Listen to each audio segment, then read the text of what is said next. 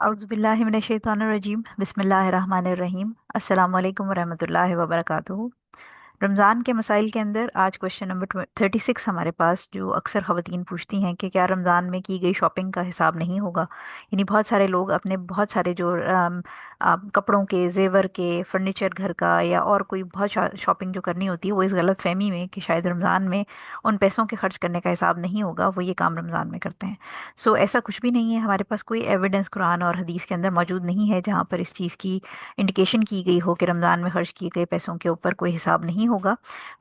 Important चीज़ जानना ये ज़रूरी है कि हमारे पास हदीस हैं, इसमें अथेंटिक हदीस हैं जिसके अंदर हुज़ूर सल्लल्लाहु अलैहि वसल्लम ने हमें ये वार्निंग दी है कि जो सन ऑफ एडम है, यानी बनी आदम जो है, वो क़यामत के दिन अल्लाह ताला के सामने से उसके कदम हिलेंगे नहीं। और उसमें फिर मुख्तलिफ चीज़ें बताई गई कि क्या क्या चीज़ें इसके अंदर जब तक वो जवाब नहीं दे देगा, जिसमें से एक क्वेश्चन ये होगा कि उसके पास जो पैसा है, वेल्थ है, वो कहाँ से आई और उसने कहाँ खर्च की। सो ये एक हदीस क्योंकि इसमें मौजूद है हमारे पास, और ये जनरल इंडिकेशन है कि जो पैसा भी आप कमा रहे हैं, चाहे वो रमज़ान में चाहे रमज़ान के बाहर,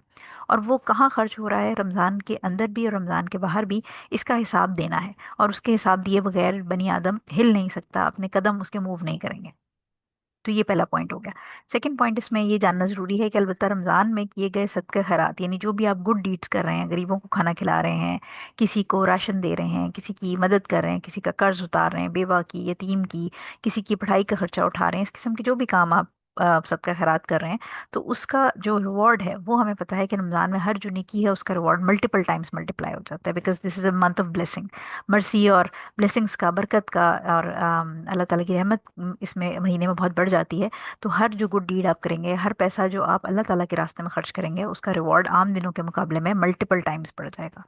लिहाजा कोई भी जो इस वक्त हम देखते हैं कि लोगों के दरमियान जो अफ्तारी के अंदर बहुत सारा लेविश मल्टीपल चीज़ें, जिसमें बहुत सारा वेस्टिंग ऑफ फूड भी होता है, खाना ज़ाया होता है, गैर ज़रूरी लग्जरीज लोग ख़रीद रहे होते हैं शो ऑफ करने के लिए, स्पेशली ख़वातीन के केस में महंगे, गैर ज़रूरी महंगे कपड़े ईद के वो बना रही होती हैं। और नो डाउट कि ईद की खुशियाँ मनाना ज़रूरी है, लेकिन अगर आप गैर ज़रूरी इसराफ़ करेंगे तो इसराफ़ के करने वाले के बारे में भी कहा गया है कि वो शैतान का भाई है।